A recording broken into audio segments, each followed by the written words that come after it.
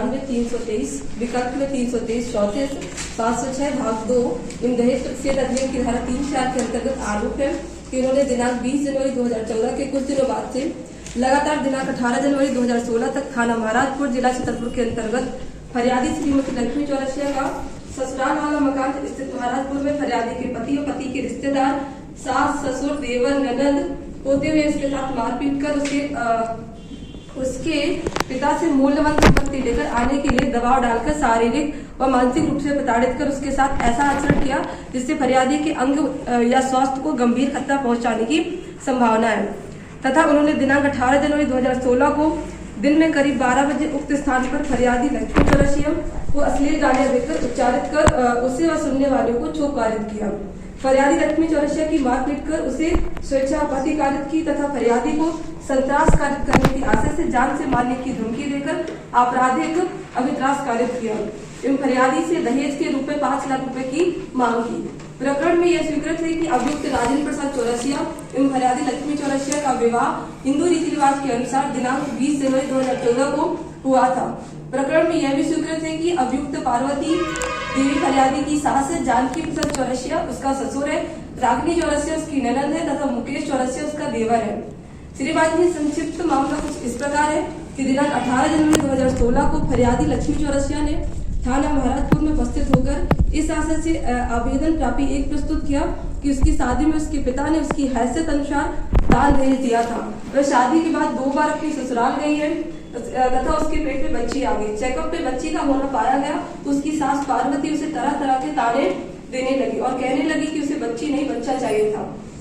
ससुर पति देवर तथा ननद उसकी मारपीट करने लगे और कहने लगे कि अपने बाप से 5 लाख रुपए लेकर आओ। शादी में उनके मुताबिक दान दहेज नहीं मिला तभी रखेंगे, नहीं तो यहाँ से अपने मायके चले जाओ। उन लोगों को उसकी जरूरत नहीं है। यदि दान दहेज लेकर नहीं आओगी तो इस प्रकार इस घर में नहीं रह पाओगी तथा जान से मार डालेंगे। उक्त बात वह मायके आकर अपने माता पिता और भाई को बताती रहती थी। उसकी एक बच्ची लगभग 10 माह की है। उसके पति का मकान मुंबई तथा महाराजपुर में है। वह जान बचाकर अपने मायके में रह रही है। दिनांक 18 जनवरी 2016 को लगभग 12 बजे दिन को वह अपनी ससुराल गई जहां उसके ससुर एवं सास मिले। उनसे उसने कहा कि वह कब तक अपने मायके में रहेगी, उसे ससुराल में रहना है। तो वे बोले कि वहां उसका कुछ नहीं है तथा अश्लील गालियां देकर ससुर ने गाल पर चांटा मार दिया। सास ससुर दोनों छीला झपटी करने लगे। उसके पूर्व भी सास ससुर देवर तथा ननद उसकी मारपीट करते रहे। संबंध टूटने की वजह से प्रार्थिया ने रिपोर्ट नहीं की। परिवार परामर्श केंद्र में शिकायत की थी तथा इसके बावजूद सुधार नहीं हुआ। लगातार दहेज की मांग कर प्रताड़ित करते चले आ रहे हैं। फरियादी द्वारा प्रस्तुत उक्त आवेदन प्रापी 1 के आधार पर प्रथम सूचना रिपोर्ट प्रापी 1 पंजीबद्ध कर विवेचना प्रारंभ की गई। विवेचना के दौरान नक्शा मौका प्रापी 3 बनाया गया। फरियादी से शादी का कार्ड आर्टिकल A1 जब्त कर जब्ती पंचनामा प्रापी 4 तैयार किया गया। फरियादी का मेडिकल परीक्षण करवाया गया। साक्षीगण के कथन लेखबद्ध किए गए तथा अभियुक्तगण को गिरफ्तार कर गिरफ्तारी पंचनामा प्रापी 6 लगायत प्राप्ति 10 तैयार किए गए तथा संपूर्ण विवेचना उपरांत अभियुक्तगण के विरुद्ध अभियोग पत्र प्रस्तुत किया गया। श्रीमान जी, साक्ष्य इस प्रकार से हैं। श्रीमान जी, इस संबंध में फरियादी लक्ष्मी चौरसिया अभियुक्त साक्षी 1 ने कथन किया है कि उसका विवाह दिनांक 20 जनवरी 2014 को राजेंद्र प्रसाद के साथ हुआ था।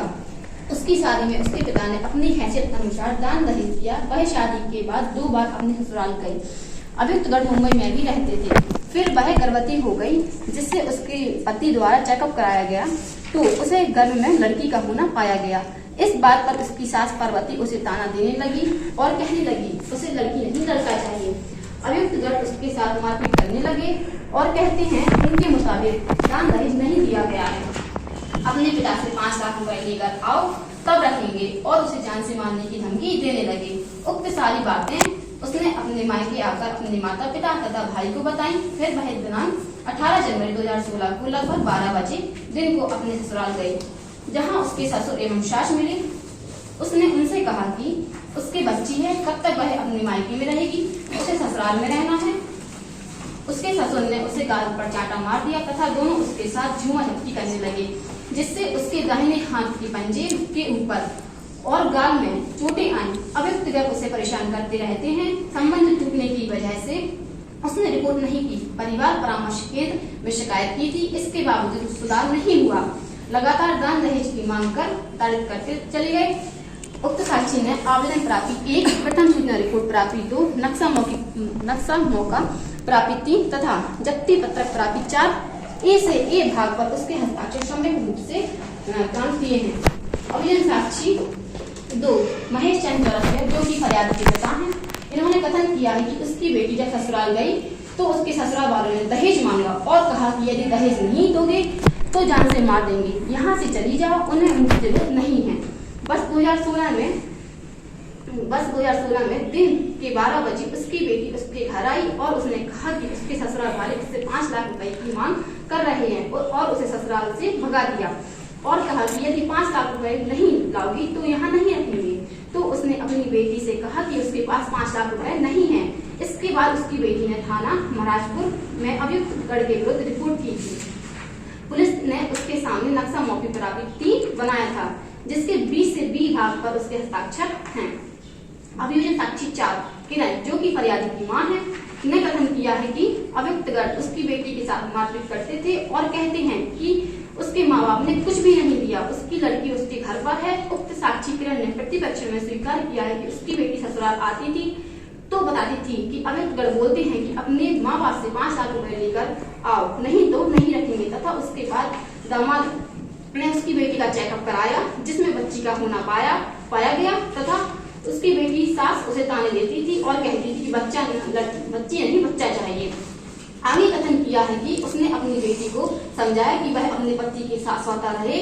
कहा कि फिर उसके पति ने उसके साथ मारपीट की। इस सुझाव से इनकार किया है कि उसकी बेटी ने अभियुक्त गढ़ के विरुद्ध असत्य रिपोर्ट प्रस्तुत की है। अभियोजन साक्षी 5 कृष्ण गोपाल चौरसिया, जो कि फरियादी का भाई है, ने कथन किया है कि शादी के बाद उसकी बहन उनके घर आई तो उसने बताया कि अभियुक्त गढ़ से लड़ाई झगड़ा करते हैं और पैसे मांगते हैं तथा उससे अच्छे से व्यवहार नहीं रखते हैं। साक्षी ने स्वीकार किया है कि बच्ची होने की वजह से लक्ष्मी के सास ससुर बोलने लगे कि उन्हें लड़की नहीं लड़का चाहिए और उसे प्रताड़ित करने लगे तथा अभियुक्त गढ़ कहने लगे कि उनके मुताबिक शादी नहीं हुई है, दान दहेज नहीं मिला है तथा 5 लाख रुपए की मांग करते थे। इस सुझाव से इनकार किया है कि उसकी बहन अभियुक्त गढ़ के कभी प्रताड़ित नहीं हुई तथा उसकी बहन स्वयं ही अलग रहना चाहती है। अभियोजन साक्षी 3 डॉक्टर विशाल श्रीवास्तव ने दिनांक 19 जनवरी 2016 को मेडिकल ऑफिसर के पद पर पदस्थ रहते हुए फरियादी लक्ष्मी चौरसिया की मेडिकल परीक्षण में उसके दाएं हाथ पर 1 सेंटीमीटर की खरोंच तथा दाएं अग्रभुजा में 1.5 सेंटीमीटर की खरोंच पाई थी। उक्त संबंध में उन्होंने चिकित्सीय रिपोर्ट प्राप्ति 5 तैयार की। श्रीमान जी, हम बचाव पक्ष से अपने बचाव हेतु तर्क प्रस्तुत करने की इजाजत चाहेंगे। श्रीमान जी, जैसा कि पैरा 22 में बताया गया है, अभियुक्त गढ़ की ओर से बचाव साक्षी के रूप में अभियुक्त राजेंद्र प्रसाद चौरसिया, जो कि बचाव साक्षी क्रमांक 1 है, ने कथन किया है कि विवाह के बाद लक्ष्मी उसके साथ मुंबई गई थी। 5-6 दिन ठीक रहने के पश्चात अपसेट रहने लगी और मायके जाने की जिद करने लगी। लक्ष्मी ने उससे कहा कि उसके पिता ने उसके साथ जबरदस्ती उसकी शादी की है और किसी अन्य के साथ रहना चाहती है और उसी के साथ रहेगी। उसने लक्ष्मी को कई बार समझाया। लक्ष्मी के 1-2 मित्रों के उसके लैंडलाइन नंबर पर फोन भी आते थे, रात में कभी कभी 10 बजे और उसके पश्चात भी फोन आते थे। वह फोन उठाता था तो उससे बात नहीं की जाती थी। उसी दौरान होली के त्योहार पर उसने उसके भाई के साथ मायके भेज दिया। उसके लगभग 1 माह पश्चात जब वह वापस नहीं आई तब उसने लक्ष्मी के पिता से बात की तो उन्होंने बताया कि वह अभी आने के लिए तैयार नहीं है। वह बात करके उसको समझाते हैं। होली के त्योहार के लगभग 1.5 माह पश्चात लक्ष्मी अपने भाई के साथ मुंबई आई। इसके बाद वह गर्भवती हुई। तब तक सब कुछ ठीक चल रहा था, परंतु 6-7 माह पश्चात वह अपने घर जाने के लिए जिद करने लगी। अभियुक्त राजेंद्र प्रसाद चौरसिया ने आगे कथन किया है कि लक्ष्मी का इलाज मुंबई में चल रहा था, इसलिए वह लक्ष्मी की डिलीवरी भी मुंबई में कराना चाहते थे। इसके बाद उसके मायके से फोन आया और बताया कि उसके भाई की शादी है। तो उसने कहा कि लक्ष्मी का 7 माह का गर्भ है, ऐसी स्थिति में उसका यात्रा करना ठीक नहीं है। तो उसके घर वालों ने कहा कि डिलीवरी के बाद आ जाएगी, लेकिन लक्ष्मी नहीं मानी और आत्महत्या करने की धमकी देने लगी। उसकी जिद के कारण उसका भाई मुंबई आया और दिसंबर 21 या 22 को उसे अपने साथ मायके ले गया। उसके बाद लक्ष्मी उसका फोन नहीं उठाती थी और कहने लगी कि अब उसको मुंबई नहीं आना। दिनांक 24 मार्च 2015 को लक्ष्मी के मायके में उसकी बेटी का जन्म हुआ, जिससे मिलने के लिए वह उसके घर गया, जहां लक्ष्मी और उसकी मां ने उसकी बेटी को गोद में भी नहीं उठाने दिया और उसके साथ अभद्रतापूर्ण व्यवहार किया।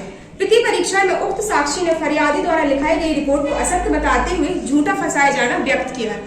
श्रीमान जी, इस संबंध में फरियादी तथा उसके पिता, मां एवं भाई के कथनों से दर्शित है कि फरियादी लक्ष्मी चौरसिया विवाह के पश्चात केवल 2 बार ही उसकी ससुराल गई है। उक्त संबंध में अभियुक्त राजन चौरसिया की ओर से प्रस्तुत प्रधान न्यायाधीश कुटुंब न्यायालय द्वारा फरियादी की ओर से प्रस्तुत आवेदन अंतर्गत धारा 125 दंड प्रक्रिया संहिता में पारित आदेश दिनांक तारीख 3 के पैरा 19 में फरियादी लक्ष्मी चौरसिया द्वारा उक्त प्रकरण में किए गए कथनों के विश्लेषण से दर्शित है कि फरियादी विवाह के पश्चात कुछ दिन बाद ही मुंबई चली गई थी। वहां 1-1.5 महीने रही, फिर ससुराल आ गई थी, फिर पति के साथ मुंबई चली गई थी, फिर जनवरी 2015 में भाई की शादी में मायके वापस आ गई थी। इस प्रकार फरियादी अभियुक्त के साथ केवल 2 बार मुंबई अर्थात ससुराल गई, जैसा कि फरियादी लक्ष्मी चौरसिया ने भी उसके कथनों में तथा आवेदन प्रापी 1 में स्वीकार किया है। इस प्रकार प्रथम सूचना रिपोर्ट प्रापी 2 एवं आवेदन प्रापी 1 में वर्णित घटना फरियादी के साथ दूसरी बार ससुराल जाने के पश्चात एवं उसके गर्भवती होने के पश्चात होना दर्शित है। फरियादी लक्ष्मी, जो कि अभियोजन साक्षी 1 है, द्वारा भी मूलतः उसके गर्भ धारण करने के पश्चात उसके भ्रूण परीक्षण में बेटी होने का पता लगाने से उसे अभियुक्त गढ़ द्वारा प्रताड़ित करने तथा दहेज में रुपये मांगने के संबंध में कथन किए, जबकि फरियादी के माता पिता एवं भाई ने फरियादी को शादी के पश्चात दहेज के लिए परेशान करने के संबंध में कथन किए। श्रीमान जी, इस प्रकार उक्त साक्षी गणों के कथनों में इस बिंदु पर विरोधाभास है कि अभियुक्त गढ़ द्वारा कब दहेज की मांग की गई तथा फरियादी को प्रताड़ित किया गया। श्रीमान जी, पैरा 41 में बताया गया है कि अभियुक्त गढ़ों द्वारा दिनांक 20 जनवरी 2014 के कुछ दिनों बाद से लगातार दिनांक 18 जनवरी 2016 तक थाना महाराजपुर, जिला छतरपुर के अंतर्गत फरियादी लक्ष्मी चौरसिया का ससुराल वाला मकान महाराजपुर में फरियादी के पति के रिश्तेदारों द्वारा उसके साथ क्रूरता कारित की, उसकी मारपीट कर उसे सोचोपति कारित की तथा दहेज की मांग के रूप में 5 लाख रुपए की मांग की गई। श्रीमान जी, दहेज से संबंधित तथ्य: ससुर, पति, देवर तथा ननद कहने लगे कि अपने बाप से 5 लाख रुपए लेकर आओ। शादी में उनके मुताबिक दान दहेज नहीं मिला है तब रखेंगे, नहीं तो अपने मायके चली जा तथा अभियुक्त गढ़ों द्वारा मारपीट की गई और जान से मारने की धमकी दी गई। अगर दहेज नहीं दिया तो जान से मार डालेंगे तथा सास और ससुर द्वारा अश्लील गाली दी गई। दहेज प्रतिषेध अधिनियम 1961 की धारा 3 और 4 के अनुसार दहेज लेना और दहेज देना दोनों ही कानूनी अपराध है।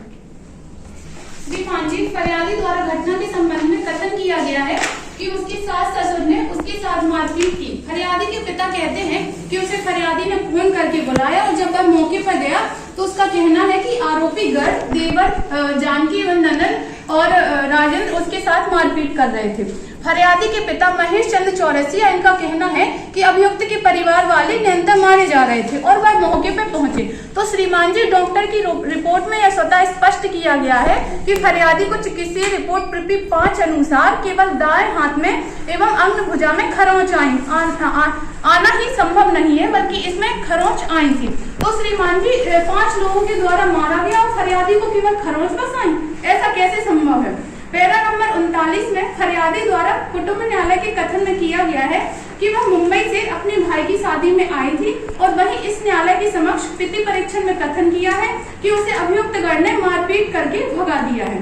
कुटुंब न्यायालय के समक्ष फरियादी ने कथन इस आवश्यक जवाब प्रस्तुत किया है कि अभियुक्त राजेंद्र गर्भपात करवाना चाहता था। फरियादी और अभियुक्त के मध्य कुटुंब न्यायालय में प्रस्तुत प्रकरण एवं परिवार परामर्श केंद्र की आदेश पत्रिकाओं में यह दर्शित नहीं है। इस रूप में साफ तौर पर स्पष्ट होता है कि दहेज के संबंध में कोई भी विवाद नहीं था। फरियादी द्वारा कुटुंब न्यायालय में तथा इस न्यायालय के समक्ष एक ही बिंदु पर भिन्न भिन्न कथन प्रस्तुत किए गए हैं।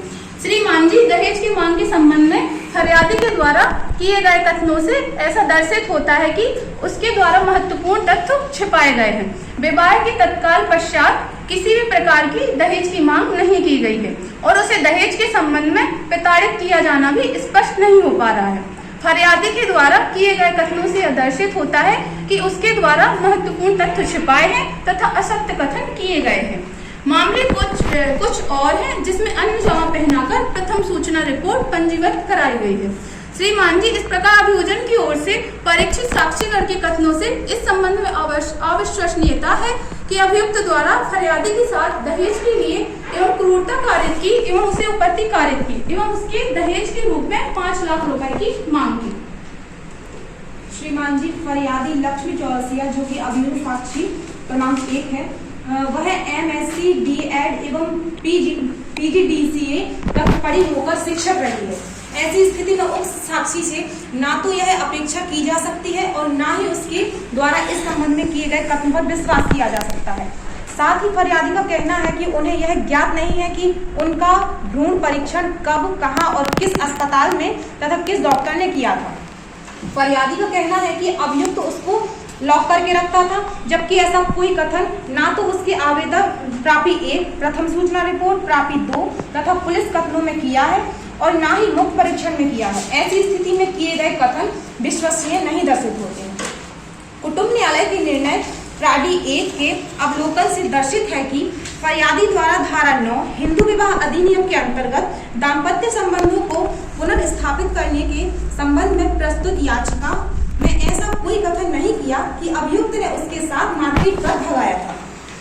श्रीमान जी, इसके अतिरिक्त फरियादी के भाई कृष्ण गोपाल अभियुक्त साक्षी क्रमांक 5 ने भी प्रति परीक्षण में स्वीकार किया है कि उसने परिवार परामर्श केंद्र में बताया था कि उनके मध्य आने जाने को लेकर विवाद था, जिसकी पुष्टि अभियुक्त की ओर से प्रस्तुत परिवार परामर्श केंद्र की आदेश पत्रिका प्राडी 6 से भी होती है, जिससे यह दर्शित होता है कि फरियादी एवं अभियुक्तगण के मध्य दहेज को लेकर कोई विवाद नहीं था तथा उसके मध्य केवल मुंबई आने जाने को लेकर विवाद था।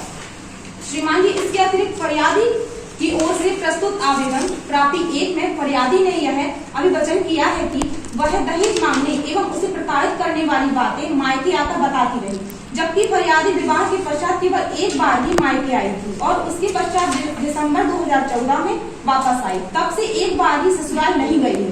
ऐसी स्थिति में वह कब मायके आई और उसने मायके पक्ष को कब दहेज की मांग तथा उसे प्रताड़ित करने के संबंध में बताया स्पष्ट नहीं है।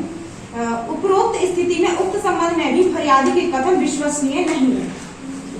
श्रीमान जी, फरियादी एवं उसके माता पिता द्वारा भी ऐसा कोई विनिर्दिष्ट कथन नहीं किया है, जिससे यह स्पष्ट होता है कि कब, किस स्थान पर, किस अभियुक्त द्वारा किस प्रकार से फरियादी से दहेज की मांग करते हुए उसे प्रताड़ित किया गया। इस संबंध में फरियादी तथा उसके माता पिता द्वारा औपचारिक पूर्वक तथा कथन किए गए हैं कि अभियुक्त गण उससे दहेज की मांग कर उसे प्रताड़ित करते रहे।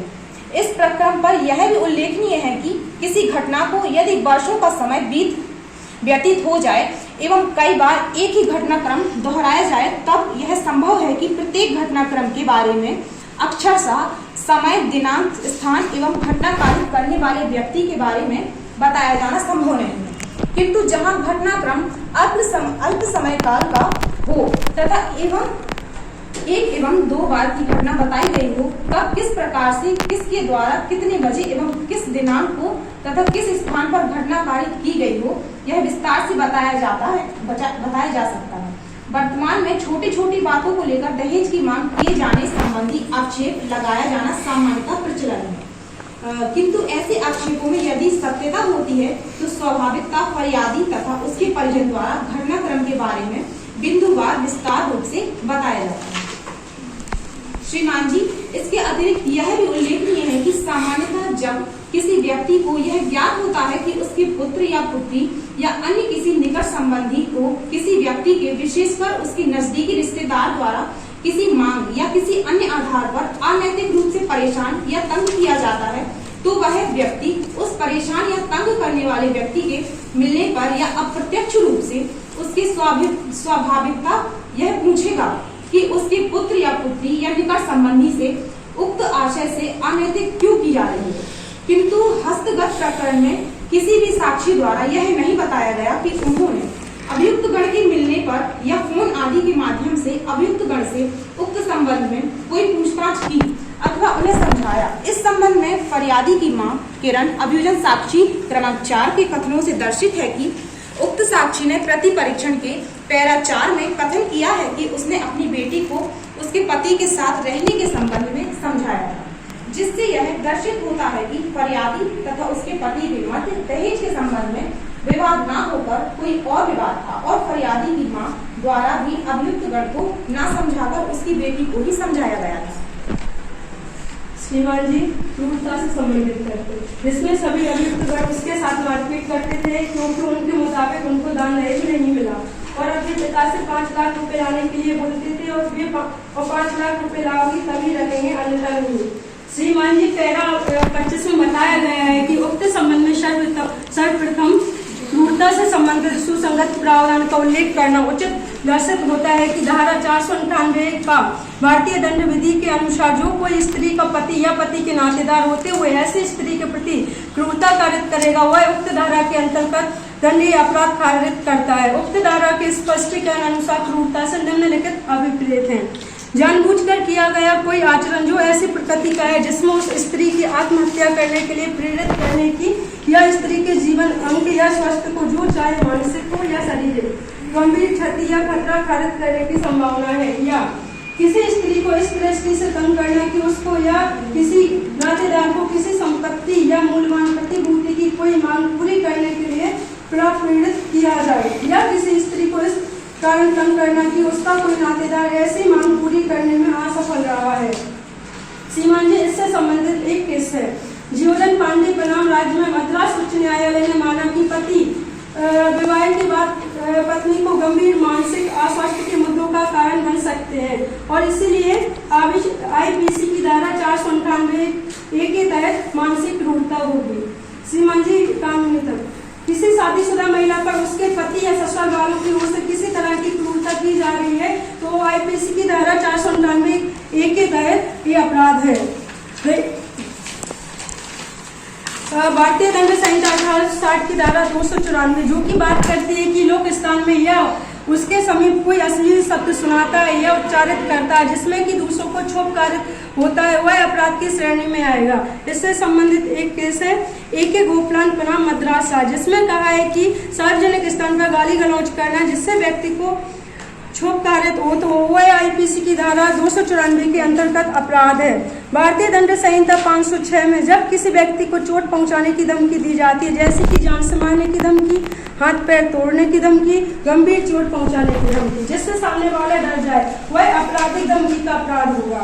श्रीमान जी अभियुक्त गणों द्वारा लक्ष्मी को जान से मारने की धमकी दी गई। भारतीय दंड संहिता की 1860 की धारा 34 के अनुसार किसी आपराधिक कार्य को एक से अधिक व्यक्ति द्वारा किया जाना जैसे कि लक्ष्मी की सास, ससुर, देवर तथा ननद द्वारा दहेज की मांग करना तथा मारपीट करना जो कि आपराधिक कार्य अभियुक्त गणों द्वारा किया जा रहा है। श्रीमान जी उपरोक्त साक्ष्य के आधार पर अभियोजन की ओर से तर्क किया है कि अभियुक्त गणों के विरुद्ध संदेह से परे मामला प्रमाणित किया है। अतः श्रीमान जी प्रणम्र निवेदन है कि अभियुक्त गण को दोष सिद्ध किया जाए। श्रीमान जी जिस प्रकार अभियोजन पक्ष के द्वारा कहा गया है कि अभियुक्त गण ने फरियादी के साथ क्रूरता कारित की तो इसके संबंध में आईपीसी सेक्शन 498 के पति और परिवार वालों के खिलाफ 498 के तहत पति और उसके परिवार वालों के खिलाफ फर्जी मामले को गिरफ्तारी हेतु महिलाओं द्वारा निम्नतम दुरुपयोग किया जा रहा है। इसके संबंध में केस लो है अभिषेक बनाम मध्य प्रदेश राज्य। एक महिला के पूर्व ससुराल वालों के खिलाफ भारतीय दंड संहिता 498 के तहत झूठा मामला केवल ससुराल पक्ष को फंसाने के लिए दर्ज किया गया जिससे सुप्रीम कोर्ट ने 498 का आपराधिक मामला रद्द कर दिया। दहेज की मांग के संबंध में अप्पा साहेब बनाम महाराष्ट्र राज्य 2007 जिसमें SSC 721 में समान प्रश्न और शब्द दहेज की परिभाषा को वैध करते हुए निम्नानुसार ठहराया गया जिसमें किसी वित्तीय अभाव के कारण या किसी अत्यावश्यक घरेलू व्यवहार हेतु या मैनोर को क्रय करने के लिए धन की मांग व दहेज की मांग के रूप में नहीं समझी जा सकती है क्योंकि उक्त शब्द सामान्य रूप से समझा जाता है। वहीं राधा कृष्णन बनाम दिल्ली सुप्रीम कोर्ट द्वारा कहा गया कि दहेज प्रताड़ना मामले में बड़ा आदेश दिया। उन्होंने कहा है कि 498 दहेज प्रताड़ना मामले में पति के परिवार वालों के खिलाफ सामान्य और बहु प्रयोजन वाले आरोप के आधार पर केस चलाया जाना कानूनी प्रक्रिया का दुर्विनियोग है। और वहीं अभियोजन पक्ष के द्वारा कहा गया है कि 294 के अंतर्गत गाली गलौज दी गई तो इसके संबंध में श्रीमान जी 294 लोक स्थान पर अश्लील गालियां देना अपराध की श्रेणी में आता है जबकि वहां पर जो राजेंद्र प्रसाद है उसके कमरे में गाली गलौज की गई थी तो वह लोक स्थान नहीं था। इस प्रकार की कोई भी गालियां नहीं दी गई जिससे कि सामने वाले को क्षोभ कारित हो या मानहानि हो। फरियादी के पिता महेश चंद्र साक्षी 2 इनका कहना है कि उसकी बेटी ने बताया था कि उसके ससुर उसे गालियां देते, जबकि साक्षीगढ़ द्वारा ऐसे कोई कथन नहीं किए गए हैं कि उक्त शब्दों से उन्हें क्षोभ पारित हुआ था। इसके अतिरिक्त नक्शा मौका प्रवृत्ति 3 अनुसार घटना स्थल फरियादी के ससुर का कमरा है, जो कि लोक स्थान नहीं है।